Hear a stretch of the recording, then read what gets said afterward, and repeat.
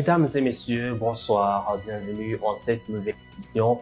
Voici les titres de l'actualité. La pénurie d'eau qui se manifeste actuellement en ville de Bujumbura n'affecte pas seulement les ménages, mais aussi les hôpitaux où il s'observe des coupures répétitives d'eau, ce qui met en danger la vie des patients.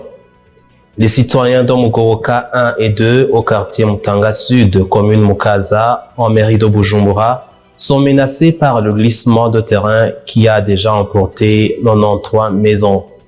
Les détails, c'est dans quelques instants.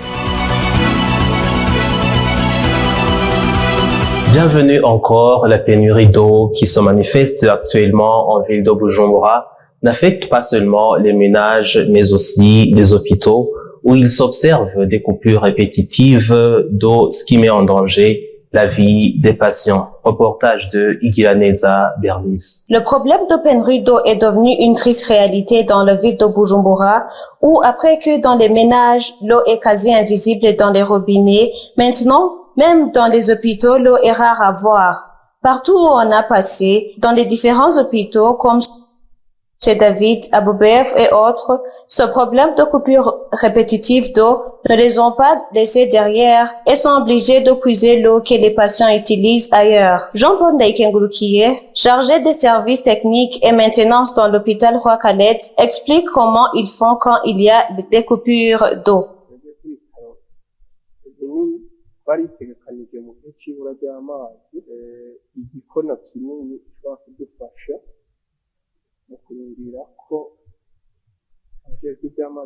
Quand il y a la pénurie d'eau, on a un grand réservoir d'eau qui distribue tout l'hôpital pendant 8 heures en attendant que l'eau de la régie des eaux revienne. Et si la coupure dure longtemps, on appelle la police de la protection civile pour qu'elle nous amène de l'eau. Dans le cadre de protéger la vie des patients et nous protéger aussi des maladies des messards.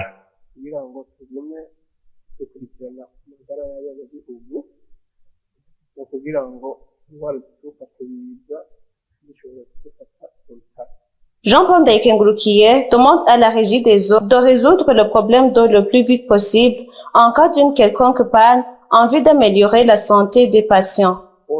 Que la régie des eaux disponibilise les techniciens rapidement en cas de panne pour nous protéger, nous les employés ainsi que les malades. Cela est ainsi dans le cas où le porte-parole du ministère chargé de l'hydraulique, énergie et mines a signalé le 29 mars que durant un mois, le problème d'eau sera résolu dans la ville de Bujumbura. Les citoyens de Mugoroka 1 et 2, commune Mukaza, quartier Mutanga Sud, en mairie de Bujumbura, sont menacés par le glissement de terrain qui a déjà emporté 93 maisons. Ils demandent à l'État de leur venir en aide. Jules Verne de Nakimana s'est rendu sur les lieux.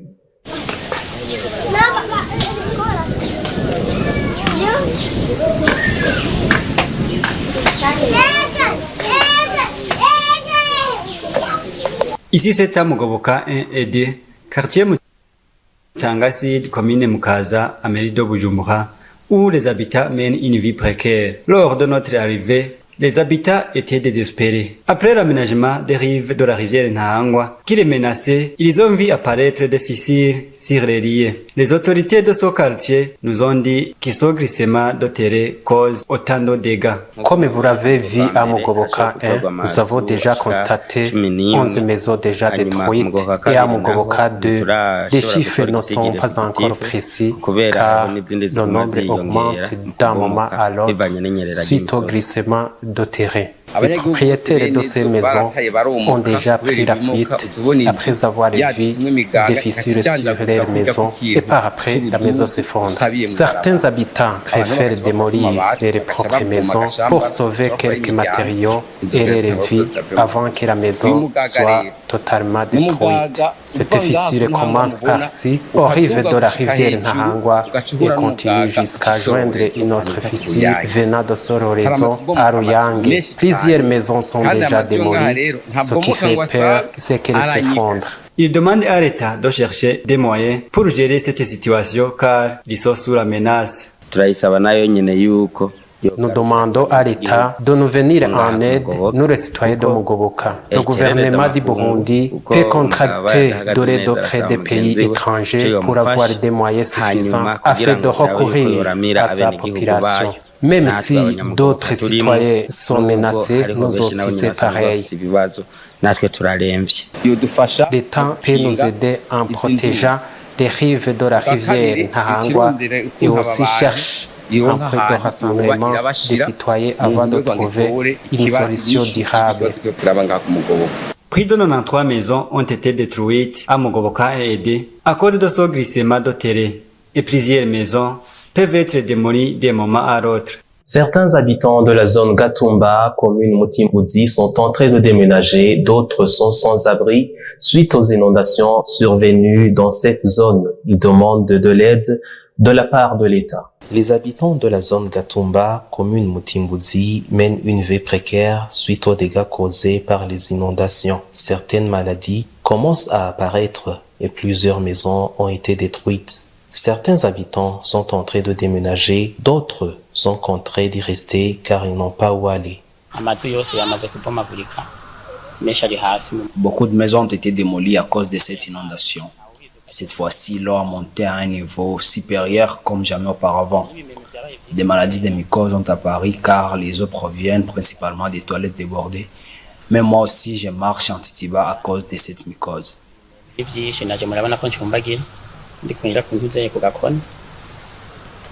Kuna wenye wako na pesa zao juu hali ya watu nazidiana. Kuna wamoja wako nje. Ceux qui ont de moyens, c'est facile pour eux de déménager.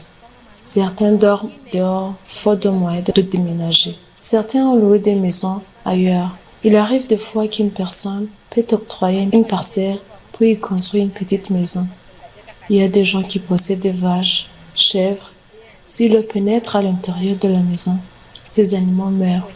Par exemple, si l'eau pénètre à l'intérieur de la maison, les objets contenant dans des sacs sont endommagés.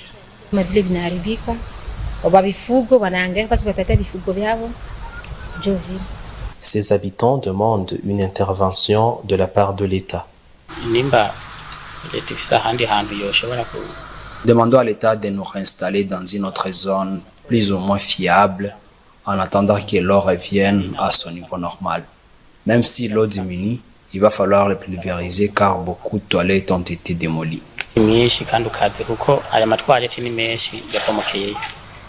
Nous demandons au gouvernement de nous aider. Nous et nos familles, nous sommes dans une vie dure.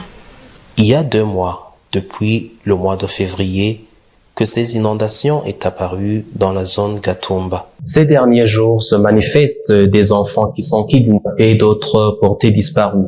Les parents et l'administration doivent collaborer afin de lutter contre toute forme de traite des enfants, comme l'indique Ningaza David, chargé de la protection des droits de l'enfant. La traite de la personne humaine est sanctionnée par la loi. Ces derniers jours, il s'est manifesté beaucoup de cas des enfants victimes de la traite. Ninganza David, chargé de la protection des droits de l'enfant, indique qu'ils sont au courant de cette situation. Il y a des enfants qui sont portés disparus, il y a des enfants kidnappés, il y a des enfants qui connaissent enlèvement, si vous voulez même enlèvement parental, cela existe. Pourquoi? Parce que dans ces derniers jours, on risque de dire que certains parents ont démissionné à leur mission d'éduquer les enfants parce que le premier gestionnaire de l'enfant, le premier protecteur de l'enfant, c'est le parent. C'est le parent. Après le parent, c'est les voisins. Hein? C'est la communauté environnante. Parce que les Burundais disaient bien, c'est-à-dire que l'enfant est dans la communauté. L'enfant, la protection de l'enfant incombe à tout le monde. Incombe aux voisins, incombe même aux passagers, parce que chaque fois qu'il y ait de doutes qu'un enfant n'est pas de la famille, il faut avoir le courage de demander pourquoi telle famille héberge un enfant inconnu au village, inconnu sur la colline, inconnu au quartier. Ninganza David révèle comment protéger les enfants contre la traite.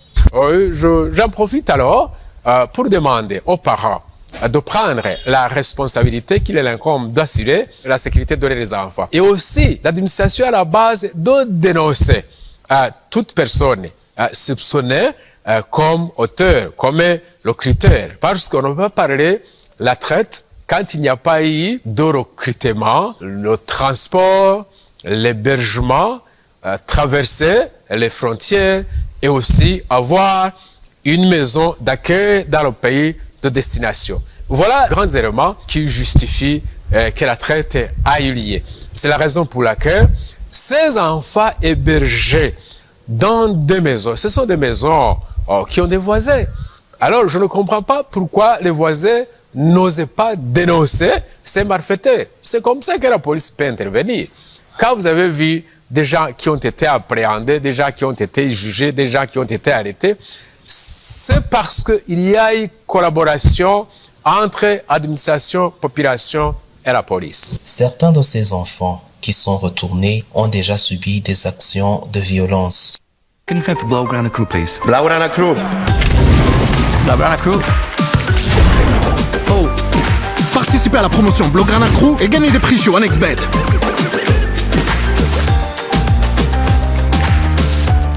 Hello. Can you fight for Blaugrana Crew, please? Blaugrana Crew. Blaugrana Crew. Blaugrana Crew.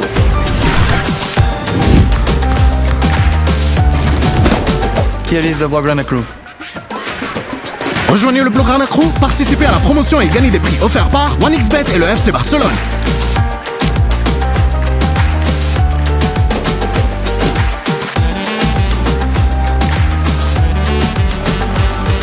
Suivez à présent l'actualité internationale. Les dirigeants des pays membres de l'Union européenne ont décidé mercredi de renforcer les sanctions visant à l'Iran après l'attaque menée par Téhéran contre Israël, un incident alimentaire et crainte d'un embrassement régional que la puissance mondiale tente d'éviter. Notamment la production de drones et missiles, a indiqué le Conseil européen dans un communiqué publié à l'issue d'une réunion qui s'est tenue mercredi soir. Israël a promis de répondre à l'attaque aux drones et aux missiles de l'Iran qui n'avait jusqu'alors jamais mené d'offensive directe contre le territoire israélien sans donner de détails sur la riposte envisagée. Les dirigeants des pays membres de l'Union européenne ont condamné l'attaque menée par l'Iran et réaffirmé leur engagement en faveur de la sécurité d'Israël tout en appelant les parties à éviter des tensions supplémentaires, notamment au Liban. La Chine a annulé un montant non spécifié de prêts sans intérêt accordé au Zimbabwe et s'est engagé à aider ce pays d'Afrique à trouver un moyen de sortir de la crise de la dette. Pékin a prêté au Zimbabwe des milliards de dollars pour moderniser deux de ses principaux aéroports internationaux et pour agrandir les deux principales centrales thermiques et hydroélectriques. En septembre 2023, la dette du Zimbabwe garantie par l'État s'élevait à 17,3 milliards de dollars, dont 12,7 milliards de dollars de dette extérieure et 5 milliards de dollars de dette intérieure. Des critiques accusent la Chine de prêter délibérément à des pays qui essaient de ne pas pouvoir rembourser afin d'accroître son influence politique et de contrer l'influence des États-Unis en Afrique. La Chine nie ces accusations et affirme que ses relations avec les pays africains sont basées sur sa politique de non-ingérence dans les affaires des autres pays. Même si le montant des prêts annulés par la Chine n'a pas été révélé, les observateurs estiment qu'il ne devrait pas être élevé étant donné que le Zimbabwe a augmenté sa dette chinoise pour des projets d'infrastructure après la fin du règne de Mugabe. Et c'est la fin de ce journal. Merci de votre fidélité à BTV. Bonsoir.